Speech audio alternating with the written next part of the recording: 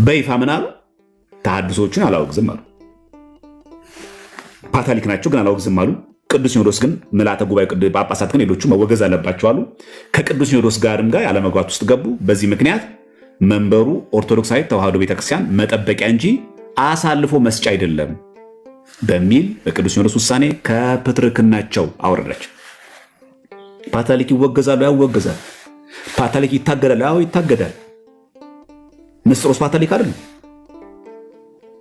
ቃላዋዲ ሴቶቻችን ይሄው ይሄ ሁሉ እያለ ተሐድሶ የለም አለ አትበሉ ይላሉ። ነጠላ ስለብሱ እኮ ነው ያውቁት። አሁን ኦርቶዶክስ አይመስሉ።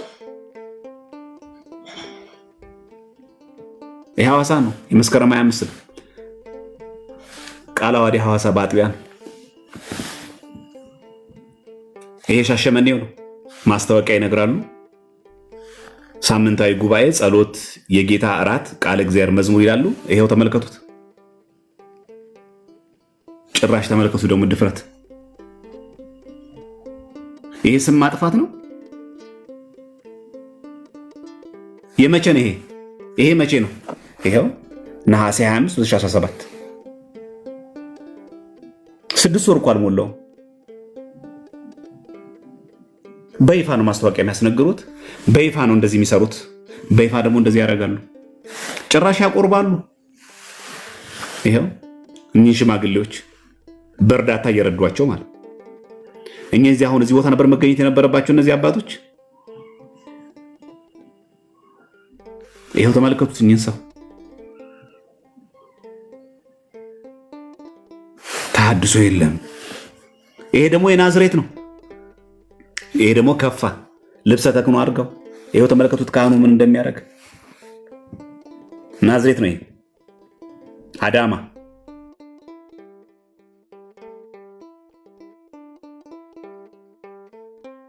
እያየ ነው። የገና ቀን ሰው አለ እኮ ምዕመኑ፣ እግዚአብሔር ይመስገን፣ አቤት ኦርቶዶክሱ ብዛቱ። ይሄም አለ፣ ይሄው አለ። እዚህ ይሄ ውጭ ሀገር አይደለም። ይሄ ባህር ማዶ አይደለም። ይሄ አረብ ሀገር አይደለም። ይሄ ልጆቻቸውን እየጠሩ እነዚህ እየበከሏቸው ነው።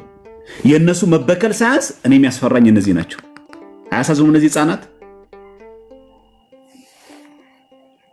ይሄ ምንፍቅና እንዲቀጥል፣ ይሄ ክህደት እንዲቀጥል መታሰቢያ ነው እኮ ብሎ ነው የሚያምኑት። ግን በእኛው ልብሰ ተክህኖ፣ በእኛው ንዋየ ቅድሳት፣ በእኛው ንብረት እዚህ ደግሞ መጥቶ ደግሞ ተሐድሶ የለም አትበሉ፣ ሰው አትግፉ፣ ወንድምን አታስወግዝ።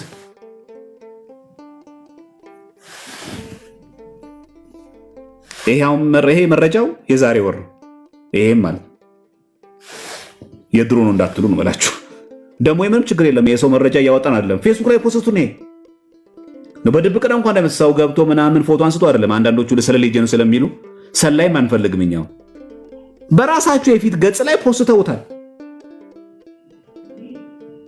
ልክ እንደ ካህን ለብሶ ልክ እንደዚህ ቁጭ አድርጎታል። እሺ ይሄ በኦሮሚያ ያሳዩዋችሁ፣ በሐዋሳ ያሳዩዋችሁ፣ ደብረ ማርቆስን ደግሞ ላሳያችሁ። ደብረ ማርቆስን ባለፈው ለትንሽ ያያችሁት ይመስለኛል። ግን እስቲ ከፈለጋችሁት ማየትም ካስፈለገ ላሳያችሁ። ይሄ ደብረ ማርቆስ ነው። ምን የሚል እያሸበሸቡ እየዘመሩ የሚያሳይ ነው። እንደምታውቁት ሰሜኑ የሀገራችን ክፍል አሁን ጦርነት ላይ ነው ያለው። እችን ጦርነት ተጠቅመው ነው እነሱ ምን ይላል? በግዕዝ ቋንቋ በደብረ ማርቆስ እናምልክ ጌታ አላችሁ። ግን መጀመሪያ እስቲ ቆየውባችሁ መሰለኝ፣ አረዘምኩባችሁ። ኮመንት ክፈቱላችሁና እስቲ አላችሁ።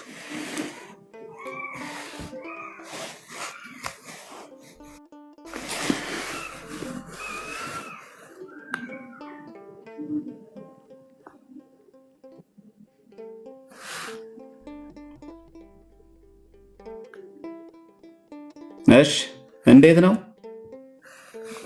ከፋችሁ? ብዙ ነገር ዘከዘኳል። ለአንዳንድ ሰው እንደሚደብር አውቃለሁ፣ ግን ምን ላድርግ? የቤተ ክርስቲያን ነገር ሆነብኝ እንጂ ምን ላድርግ? እንቀጥል።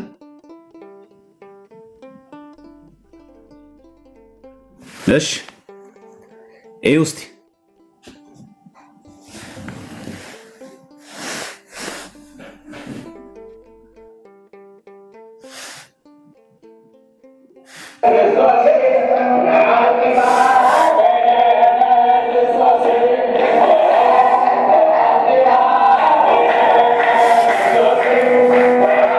ኮመንት አጥፉላቸው በቃ።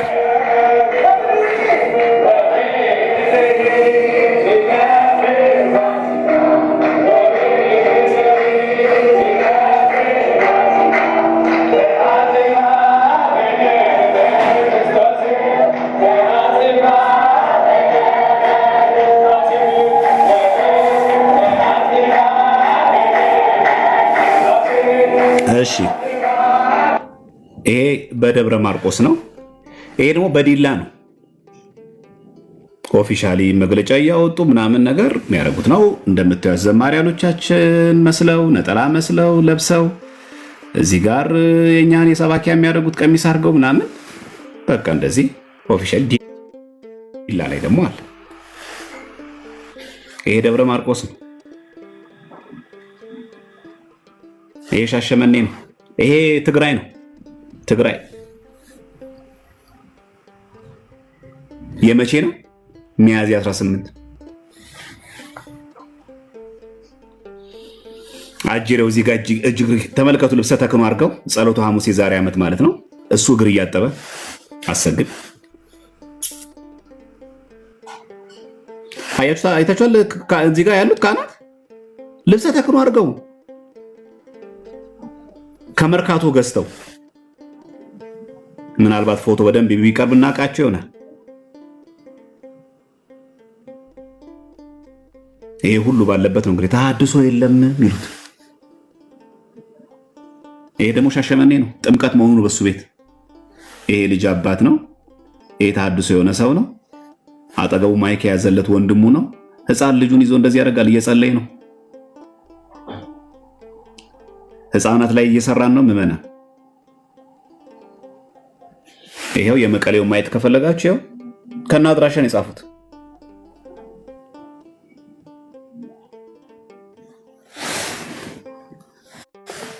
ጦርነቱ ምን ያክል ዋጋ እንደሚያስከፍለን ተመልከቱት።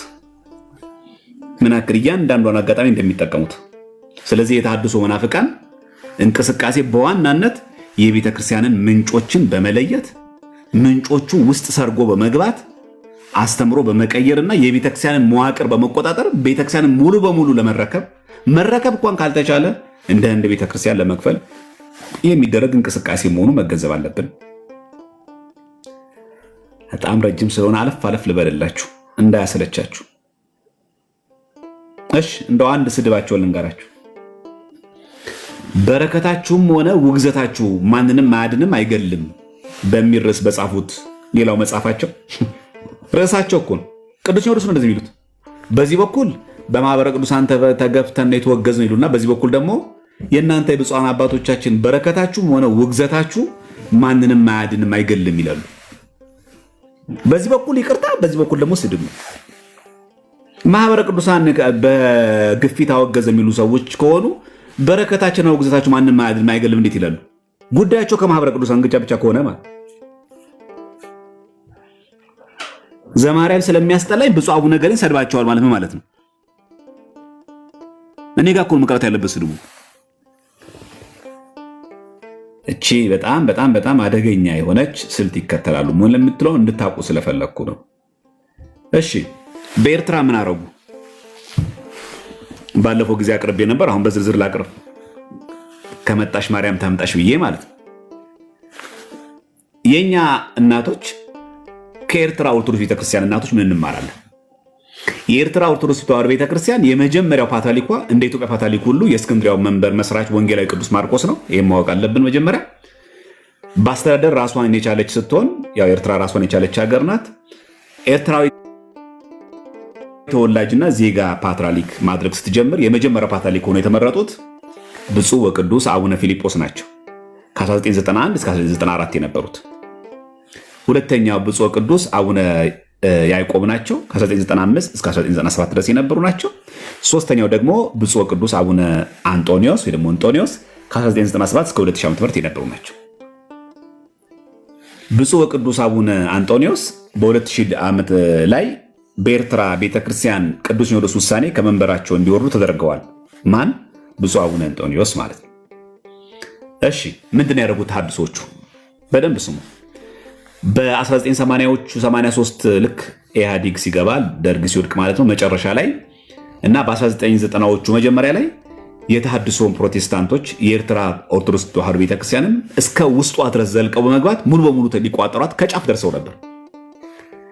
በእነዚያ ጊዜያት ውስጥ በአስመራ መድኃኔዓለም ቤተክርስቲያን አስመራ እና ቅድስት ሥላሴ ቤተክርስቲያናት አውደ ምሕረቶች ላይ ኦርቶዶክሳውያን ምዕመናን በይፋ ወደ ፕሮቴስታንት ጉባኤ ሄደው እንዲማሩ ጥሪ ይቀርብላቸው ነበር። ኦፊሻሊ በየትኛው ቤተክርስቲያን ያልኳችሁ? በአስመራ መድኃኔዓለም ቤተክርስቲያንና ቅድስት ሥላሴ ቤተክርስቲያን አውደ ምሕረት ላይ እኮ ነው። ኦርቶዶክሳውያን ምዕመናን በይፋ ወደ ፕሮቴስታንቶች ጉባኤ ሄደው እንዲማሩ ጥሪ ይቀርብላቸው ነበር። በአብዛኛው የኤርትራ ቤተክርስቲያናት ከአሰብና አንዳንድ ጥቂቶች ቦታዎች በስተቀር የኑፋቄ አቀንቃኞች በመዋቅሩና በአስተዳደሩ ውስጥ ሰተክስገው ገብተው ነበር። ትንሽ የቀሩት ከአሰብና አንዳንድ አካባቢዎች በስተቀር ተሐድሶቹ ውስጣቸው ገብተው ነበር። በኤርትራ ኦርቶዶክስ ቤተክርስቲያን መዋቅሩ ያለምንም ተቀናቃኝ ለመቆጣጠር ይችሉ ዘንድ ደግሞ እነርሱ የሚቃወሟቸውንና ኦርቶዶክሳውያን የሆኑትን ሁሉ የተለያዩ ፖለቲካዊ ስልቶችን በመጠቀም ወደ ሳዋ ወታደራዊ ማሰልጠኛና ከዚያም ወደ ጦር ሜዳ ወደ ጦር ግንባር እንዲላኩ ያደረጓቸው። ይህ አመፀኛ ነው፣ ይሄ የኤርትራ ነፃነት አይፈልግም፣ ይሄ የኤርትራ መገንጠል አይደግፍም እያሉ ተሐድሶቹ የሚቃወሙ ንጹህ ኦርቶዶክሳውያንን በመንግስት በዛው በኢሳያስ አፈወርቂ መንግስት ወደ ወታደራዊ ማሰልጠኛ ወደ ሳዋ እንዲሄዱ ምጽዋ እንዲሄዱ ያደርጉ ነበር። ሌሎቹ ደግሞ እንዲሸማቀቁ ለማድረግ ብዙ ጫናና ተጽዕኖ ፈጥሮባቸው ታዲያ የተሐድሶ መናፍቃኑ በየአጥቢያ ቤተክርስቲያናቱ ውስጥ ፕሮቴስታንቶች ጭፈራቸውን የሚያካሂዱባቸው ድንኳኖችን ተከሉ። ቤተክርስቲያን ውስጥ ጊታር አለ፣ ፒያኖ አለ። በይፋ እዚህ ጋር ቅዳሴ ይቀደሳል። እነሱ እዛው ልክ ልኛ እንደ ሰንበት አዳራሽ እንደምንለው አይነት እዛው ላይ ድንኳን ተክለው ይጨፈር ነበር። ያው የእነሱ ጭፈራ ስለሆነ ብዬ ነው። በድንኳኖቻቸው ውስጥ መሽገው ቅዳሴና ማህሌት የሚባሉ ነገሮች እንዳይኖሩና እንዲቀሩ ለማድረግ በጩኸት በማወክና በመረበሽ በርተው መስራት ተያያዙት። ቅዳሴው እዚህ ጋር እየተቀደሰ መድኃኔዓለም ቤተክርስቲያን ከጎኑ ላይ እነሱ ፕሮግራም ያከናውናሉ። ያውም ድምፁን ከፍ አድርገው በፒያኖ እየዘመሩ እዛው መድኃኔዓለም እኮ ቅጽረ ግቢ ውስጥ ነው። ወጣቶችና አዛውንቶች እንዲሁም ከካህናት አንዳንዶቹ በነገሩ ተጠልፈው ሌሎች ደግሞ ግራ ተጋብተው ሳለ የኤርትራ ቤተክርስቲያን እናቶች ግን በሁኔታው እያዘኑ ምን ማድረግ እንደሚችሉ ሲያወጡና ሲያወርዱ ነበረ። የማን የኤርትራ ኦርቶዶክስ ቤተክርስቲያን ካህናት እና ዲያቆናት ተጠልፈው ሲሄዱ፣ እናቶች ግን ግራ ገብተው ነበር። ነገሩ በዚህ ይዞታ ላይ ሳለ አሳዛኙ የኢትዮ ኤርትራ ጦርነት ተቀሰቀሰ። እዚህ ከስርም ስላለ መምህር ጌታቸው ለምትናገር እችን ተናግራት ነበር። ትዝ ይላል ተናግራት ነበር። እቺ በተቀረጽከው ቪዲዮ ላይ አሁን ኮመንት ላይ ስላየሁ ማለት ነው። የኤርትራን ቤተክርስቲያን እኮ ጨርሰን ነበር፣ ተቆጣጥረን ነበረ። አውደ ምሕረት ላይ ሙሉ ወንጌል ቸርች ሂዱ ተብሎ ሲነገር ነበር። ለማንም የማይጠቅመው የኤርትራ ጦርነት ተጀመረና ጉዳያችን ፈረሰብን እንጂ ብሏል። ያን ጊዜ ኤርትራውያን ወጣቶች ከኢትዮጵያ እንዲወጡ ሲደረጉ ኢትዮጵያ ውስጥ ገና ብቅ እንዳለ የተመታው የተሐድሶ መናፍቃን ዘመቻ በሄዱባት በኤርትራ ውስጥ ግን በጣም ስር ሰዶ ቤተክርስቲያናቸውን ሊውጣት ደርሶን አገኙት። ያን ጊዜ ነገሩ ግራ ገብቷቸውና የሚያደርጉት ቸግሯቸው ለነበሩ ኦርቶዶክሳውያን በተለይም ለእናቶች ተሐድሶ ማለት ፕሮቴስታንታዊ የመስረግና የማጥፋት ስልት እንደሆነና አሁን እያደረጉ ያሉትም ኦርቶዶክሳዊት ተዋሕዶ ቤተክርስቲያንን ሙሉ በሙሉ ፕሮቴስታንት አድርጎ ለመውረስ እንደሆነ ከመሰረቱ አስረዷቸው ለእናቶች። ከዚህ ሄዱት ኤርትራውያን ትዝ ይላቸዋል። በኢትዮ ኤርትራ ጦርነት ጊዜ ከዚህ ያሉት ኤርትራውያን ወደ ሀገራቸው እንዲመለሱ፣ እዛ ያሉት ኢትዮጵያን ደግሞ ወደዚህ እንዲመለሱ በባድመ ጦርነት ማለት ነው። ያን ጊዜ እንግዲህ የኦርቶዶክስ የኤርትራ ኦርቶዶክስ እናቶች ወደ አጥቢያ ቤተክርስቲያን እየሄዱ ቅዳሴውና ማህሌቱን ለማወክ ኦርቶዶክሳውያን ጣዕምና ለዛ አጥፍቶ ፕሮቴስታንታዊ በቤተክርስቲያን ለማስረጽ ጫና እያደረገ የነበረውን አንድ በአንድ እየለቀሙ አስወገዱት። ድንኳኖቻቸው እንዳለ ቤተክርስቲያኑ የተከሉትን አፈረሱት። ስለዚህ በዚህ ጉዳይ ላይ ሁነኛ ሰዎች መድቦ ጉዳዩን የሃይማኖት ጉዳይ ነው ወይስ ሌላ የሚለውን ለአንድ ዓመት ያህል ጌሰቱ በደንብ አስጠናው፣ መንግስት ማለት ነው። ምክንያቱም የኤርትራ እናቶች መጡ። እነዛ ሰዎች በመድኃኔዓለም ቤተክርስቲያንና ስላሴ ቤተክርስቲያን የተከሉትን ድንኳናቸውን በሙሉ አፈረሱባቸው። ውጡልን ከኛ ግቢ አሏቸው። ኦርቶዶክስ ሆናችሁ ከኛ ጋር አብራችሁ አስቀድሱ፣ ማህሌት ቁሙ። በተረፈ እዚህ ቅዳሴ እየተቀደሰ ከጎን እዚህ ጋር ቆማችሁ ደግሞ ሌላ ፕሮግራም ፕሮቴስታንታዊ የሆነ አገልግሎት መስጠት አይቻልም ብሎ አባረሯቸው። ከዛ ግጭት ሲነሳ የኤርትራ መንግስት መሀል ላይ ገባ። ያው እንደሚታወቀው ላይ ላዩን ወንጌል ኢየሱስ ይባል እንጂ ጀርባው ሲጠና ግን ጉዳዩ ጽድቅና ኩነኔ የተመለከተ ሃይማኖታዊ ጉዳይ ከመሆኑ ይልቅ ጂኦፖለቲካዊ ተልዕኮ ያለውና የነገሩን ክር ሲተረትር ስሩ ራቅ ያለ ጉዳይ መሆኑን እንደደረሰበት መንግስት ገለጸ። ከዛ የኤርትራ ኦርቶዶክስ ተዋሕዶ ቤተክርስቲያን ቅዱስ ሲኖዶስም የፕሮቴስታንት ተሐድሶ እንቅስቃሴን ፈተና ለመከላከል ለማጋለጥ መምከር ጀመረ። ቅዱስ ሲኖዶስ ከዚህ በኋላ ነው ከግጭቱ በኋላ የኤርትራ ቅዱስ ሲኖዶስ መጣ ማለት ነው። መቼ ነው እኛ የምንነቃው? እሺ የዛ ሰዓት የነበሩ ፓትርያርክ አቡነ አንጦኒዮስ ናቸው። በፓትርያርክ አባ አንጦኒዮስ እና በብፁዕ አባቶች መካከል አለመግባባት የተፈጠረው በዚህ ሂደት ላይ ነው። እንዴት? በኤርትራ ኦርቶዶክስ ተዋሕዶ ቤተክርስቲያን ተከፍቶ የነበረው ከባድ የፕሮቴስታንታዊ ተሐድሶ ዘመቻ ሂደት ላይ በተለይ ዶክተር ፍጹም የተባለ ሰው ግለሰብ ፓትርያርክ አባ አንጦኒዮስን በልዩ ሁኔታ በመቅረብ ቅድም እንዳልኳችሁ ቀረቤታ ይጠቀሙ የለ ይሄ ዶክተር ፍጹም የተባለው ማለት የሂደቱ ደጋፊ እንዲሆኑ የማድረጉና ተልእኮም በብልጠትና በስልት እንደሰራ ይነገርለታል።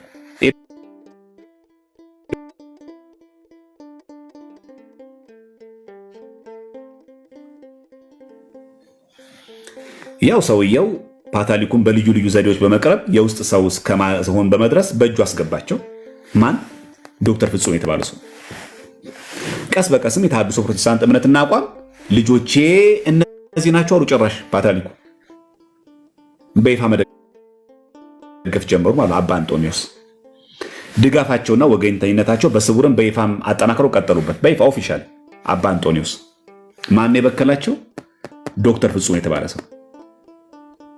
ወንጌል ለምንሰብከው ትምህርት ለምንሰጠው ተገፍተን ነው ምናምን ነው ዋጋ የተከፈለበት ነው ያለው ነው እኛ ወጣቱ ስለ ቤተክርስቲያን እንዲያቅን ያደረግነው ብሎ እሳቸውን በከላቸው። አባ አንጦኒዮስም ጭራሽ በይፋ ልጆቼ ተሐድሶ ለምትሏቸው አላችሁ እንደውም ልጆቼ እነዚህ ናቸው ብለው ዶክተር ፍጹምን ተቀበሉ። በዚህ ሰዓት እንግዲህ በኤርትራ ኦርቶዶክስ ተዋሕዶ ቤተክርስቲያን ላይ የተሐድሶ ፕሮቴስታንት እንቅስቃሴ አራማጆችና ተዋናዮች እንደሆኑ የተለዩት 3000 የሚደርሱ ግለሰቦች ዝርዝር ይወገዙ ዘንድ ቅዱስ ሲኖዶስ ላይ ቀረበ። ከነግ ዶክተር ፍጹም ጋር የነበሩ ይህንን ስራ የሚሰሩ ወደ 3000 የሚጠጉ የተሐድሶ መናፍቃን አራማጆች ጭምር ቀረቡ። ያን ጊዜ እንግዲህ አቡነ አንጦኒዮስ ተሐድሶችን አላወግዝም አሉ። እዚህ ጋር አሁን ቀይ መስመር ነው። እኔም እዚህ ጋር ቀይ ያደረኩት ለዚህ ነው። ይመከሩ አንድ ነገር ነው፣ እድል እንስጣቸው አንድ ነገር ነው። በይፋ ምን አሉ? ተሐድሶችን አላወግዝም አሉ። ፓትርያርክ ናቸው ግን አላወግዝም አሉ።